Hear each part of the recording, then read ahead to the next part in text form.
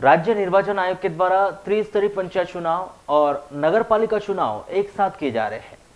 उसमें भी पहले पंचायत चुनाव और उसके बाद नगरीय निकाय चुनाव हो रहे हैं, जिसकी वजह से नगर पालिका चुनाव में मतदाताओं के मतदान का समीकरण गड़बड़ाता हुआ दिखाई दे रहा है।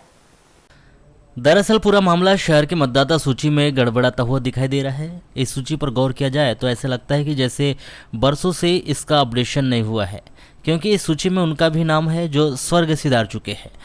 और उनका भी नाम है जो बालाघाट में है ही नहीं। इस सूची में उसका भी नाम है जो देश से बाहर विदेश जा चुका है, या फिर इस सूची में उनके भी नाम दिखाई देते हैं जिनके नाम ग्रामीण क्षेत्रों के मतदाता सूची में भी है। दरअसल नगरीय निकाय चुनाव के लिए बालाघाट नगर पालिका के 33 वार्ड में प्रत्याशियों के द्वारा अपने अपने वार्ड के प्रत्याशियों की सूची तैयार करने के दौरान इस बात की जमकर माथापच्ची हो रही है कि फलाना व्यक्ति तो स्वर्ग सिधार चुका है, अमुक व्यक्ति का पूरा परिवार इंडिया से बाहर जा चुका है, या फिर यह व्यक्ति वर्षों पहले स्थानांतरण होकर बालाघाट से अन्यत्र जा चुका है।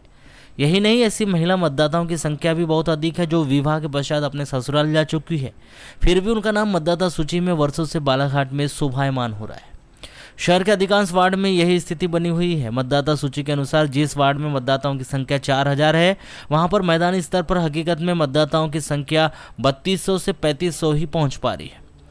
आपको बता दें कि पंचायत चुनाव और नगरीय निकाय चुनाव साथ साथ होने की वजह से भी मतदाता सूची और वार्ड पार्षद का चुनाव लड़ने वाले प्रत्याशियों के लिए असमंजस की स्थिति बनी हुई है। ऐसा इसलिए क्योंकि जिन मतदाताओं के नाम बालाघाट के विभिन्न वार्डों में हैं, उनके नाम ग्रामीण क्षेत्रों में भी है और ग्रामीण क्षेत्र के 2 चरण के चुनाव 1 जुलाई तक पूरे हो चुके हैं और उनमें से बहुत से लोगों ने मतदान ग्रामीण क्षेत्र में जाकर कर चुके हैं और रही सही कसर 8 जुलाई को होने वाले तीसरे चरण के पंचायत चुनाव में पूरी हो जाएगी। ऐसे लोग 13 जुलाई को होने वाले बालाघाट के नगर पालिका चुनाव में अपने मतों का प्रयोग नहीं कर पाएंगे।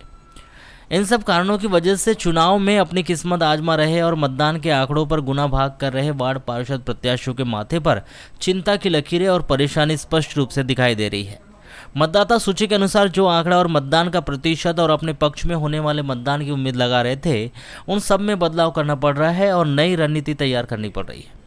आपको बता दें कि यह सब देखे वार्ड प्रत्याशी से लेकर मतदाता सूची का अध्ययन करने वाले हर कोई व्यक्ति यही चर्चा कर रहा है कि इस मतदाता सूची का बारीकी से अध्ययन करना और उसमें बदलाव करने की बहुत अधिक जरूरत है। मतदाता सूची के अनुसार भले ही 76,000 मतदाता शहरी क्षेत्र में हो, लेकिन हकीकत और धरातल पर देखा जाए तो यह आंकड़ा 70,000 के पास भी नहीं पहुंच पाएगा।